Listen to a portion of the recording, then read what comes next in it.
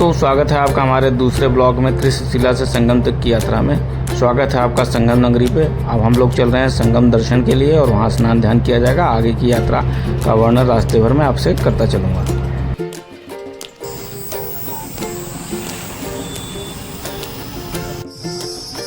दोस्तों, संगम और इलाहाबाद दर्शन के लिए हम लोगों ने चुना है e rickshaw, eco friendly e rickshaw, जिसे हम लोगों ने बुक कर लिया है दिन भर के लिए और इससे आगे की यात्रा संपादित करेंगे हम लोग।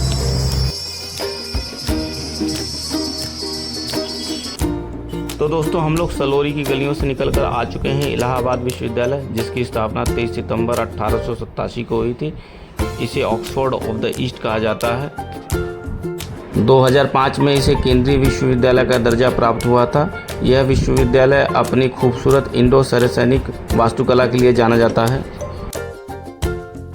पूर्व प्रधानमंत्री वीपी सिंह, चंद्रशेखर सिंह, राष्ट्रपति डॉक्टर शंकर दयाल शर्मा, साहित्यकार सूर्यकांत त्रिपाठी निराला, महादेवी वर्मा और हरिवंश राय बच्चन जैसी महान हस्तियों का संबंध भी इसी विश्वविद्यालय से है।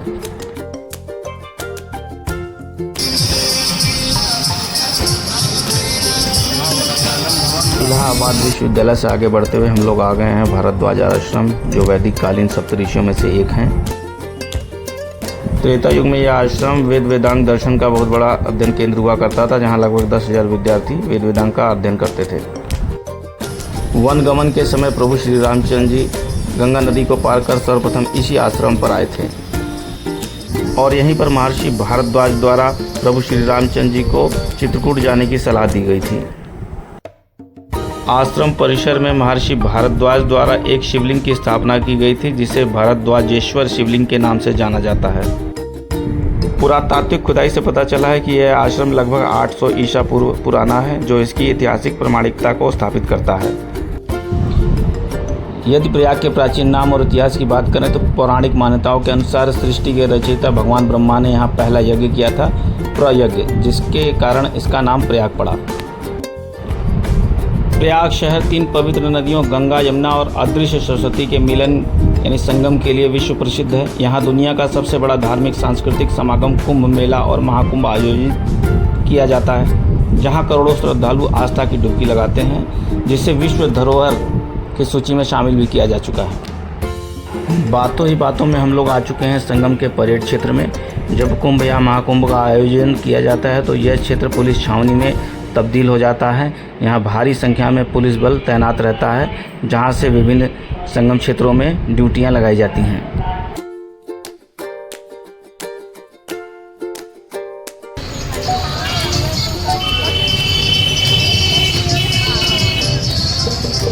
जैसे ही हम लोग संगम क्षेत्र में नीचे उतरते हैं, बाईं तरफ हमें दिखाई देता है शास्त्री सेतु, जो गंगा नदी पर बना है। यह झूसी को संगम से जोड़ता है।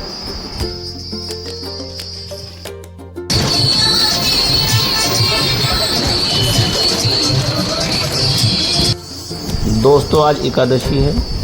काफ़ी कड़ाके की धूप होने के बावजूद भी श्रद्धालुओं के उत्साह में कोई कमी नहीं है। संगम क्षेत्र पर काफ़ी भीड़ भाड़ है। लोग दर्शन करने और स्नान ध्यान करने के लिए आए हुए हैं। संगम क्षेत्र में लगी दुकानें एक अलग दृश्य प्रस्तुत कर रही हैं। दोस्तों, फाइनली हम लोग त्रिवेणी यानी संगम पर आ चुके हैं और यहाँ हम लोग करेंगे त्रिवेणी का स्नान। स्नान के बाद हम लोग लेटे हुए हनुमान जी के मंदिर जाकर उनका दर्शन करेंगे, बड़े हनुमान जी के।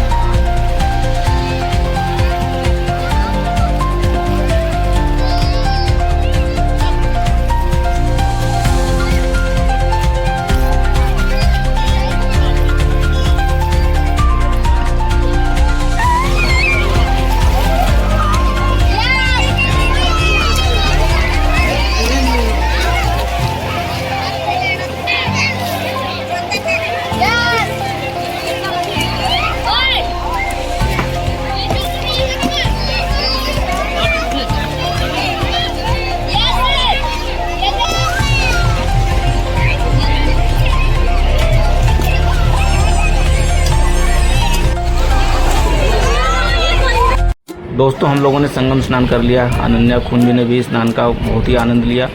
यहाँ श्रद्धालुओं की संख्या में कमी बिल्कुल भी नहीं है। श्रद्धालु भारी संख्या में यहाँ मौजूद हैं और स्नान ध्यान कर रहे हैं। इसके बाद हम लोग चलेंगे अब बड़े हनुमान जी के मंदिर। नदी का बहाव काफ़ी तीव्र है, जिस कारण जगह जगह पुलिस द्वारा बैरिकेटिंग्स की गई है ताकि लोग तीव्र बहाव वाले क्षेत्र में ना जा सकें, और बैरिकेटिंग्स के अंदर ही नहाने के दिशा निर्देश दिए गए हैं। जगह जगह पुलिस प्रशासन तैनात है, जल पुलिस भी तैनात है मौके पर। चलो पानी वानी पी के चलो, फटाफट निकलो।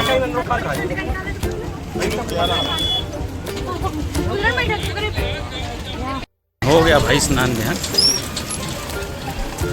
अब हम लोग चल दिए हैं बड़े हनुमान जी के मंदिर की तरफ। यहीं सामने अकबर द्वारा बनाया गया किला दिखाई दे रहा है, जो यमुना और गंगा नदी के किनारे बना। ये है अक्षय वट वृक्ष, जिस पर मान्यता है कि लोग पहले इस पर से नदी में कूदकर अपनी जान दे दिया करते थे, जिस कारण मुगल काल में और वर्तमान में अंग्रेज़ों द्वारा भी इसको बंद कर दिया गया, इस प्रथा को।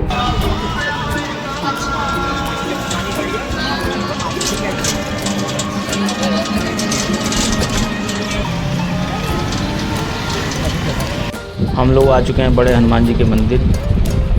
यहाँ निर्माण कार्य अभी प्रगति पर है। मंदिर का भव्य निर्माण किया जा रहा है। बाहरी प्रांगण को सुदृढ़ किया जा रहा है, उसकी प्राचीर बनाई जा रही है। चलते हैं मुख्य प्रवेश द्वार की तरफ हम लोग।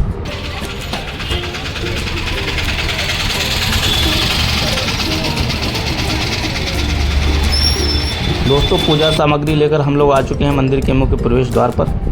यहाँ हनुमान जी की प्रतिमा शयन मुद्रा में है, जो भक्तों के लिए गहरी आस्था और आश्चर्य का केंद्र है। पुराणों के अनुसार लंका विजय और माता सीता से मुक्ति का आशीर्वाद पाने के बाद थकान मिटाने के लिए हनुमान जी ने इसी स्थान पर विश्राम किया था। हर वर्ष वर्षा ऋतु में जब गंगा नदी का जलस्तर बढ़ता है तो जल स्वयं यहाँ आकर हनुमान जी के चरणों को पखारता है। मान्यता है कि संगम स्नान के बाद बड़े हनुमान जी के दर्शन करना आवश्यक है, अन्यथा संगम यात्रा का पूर्ण अधूरा माना जाता है।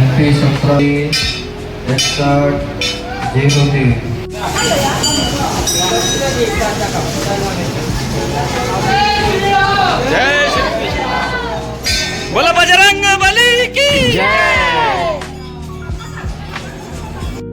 मंदिर परिसर बजरंगबली के नारों व बजने वाली घंटियों से गुंजायमान है। यहाँ की छटा काफ़ी अलौकिक और आध्यात्मिक शक्ति का एहसास करा रही है। यह है लेटे हुए हनुमान जी की दिव्य प्रतिमा, जिसके दर्शन के लिए श्रद्धालु विश्व के कोने कोने से आते हैं।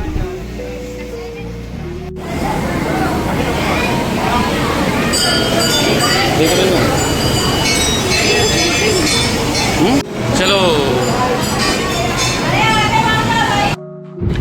दोस्तों फाइनली हम लोगों ने बड़े हनुमान जी के दर्शन कर लिए हैं और गर्भगृह से हम लोग बाहर आ चुके हैं। बाहर कड़ाके की धूप है, बावजूद इसके श्रद्धालुओं के उत्साह में कोई कमी नहीं है।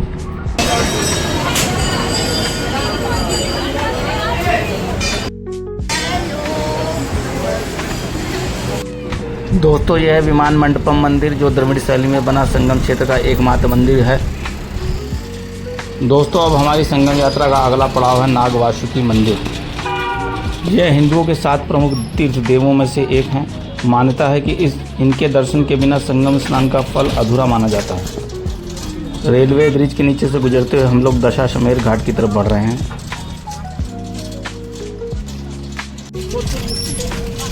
हम लोग आ चुके हैं दशाश्वमेध घाट। आगे पड़ने वाली है पुलिस चौकी दशाश्वमेध घाट, और यह आ गई है पुलिस चौकी दशाश्वमेध घाट।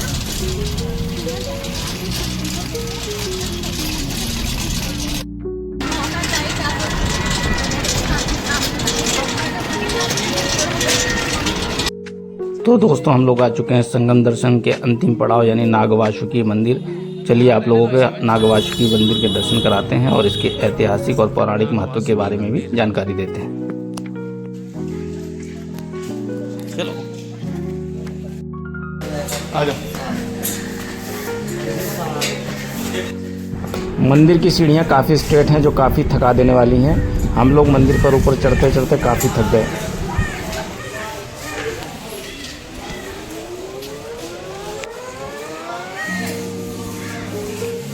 बैठना तो बैठ लें, यहाँ बैठ लें। दोस्तों अगर बात करें इस वासुकी मंदिर की, जो प्रयाग क्षेत्र के गंगा तट पर स्थित है, यह मंदिर नागों के राजा वासुकी को समर्पित एक अति प्राचीन तीर्थस्थल है। पौराणिक मान्यताओं के अनुसार यहाँ पूजा करने से सभी मनोकामनाएं पूर्ण होती हैं और आजीवन कष्ट दूर हो जाते हैं। एक मान्यता यह भी है कि समुद्र मंथन के दौरान मंदराचल पर्वत को मथनी और नागराज वासुकी को रस्सी के रूप में प्रयोग किया गया था।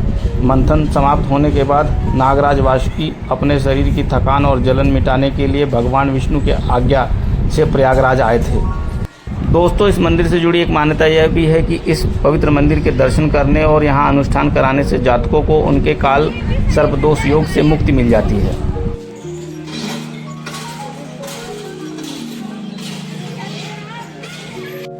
दोस्तों, यह मंदिर के गर्भगृह में स्थित नागवासुकी यानी नागराज वासुकी की प्रतिमा, जिसे के दर्शन के लिए श्रद्धालु विश्व के कोने कोने से आते हैं।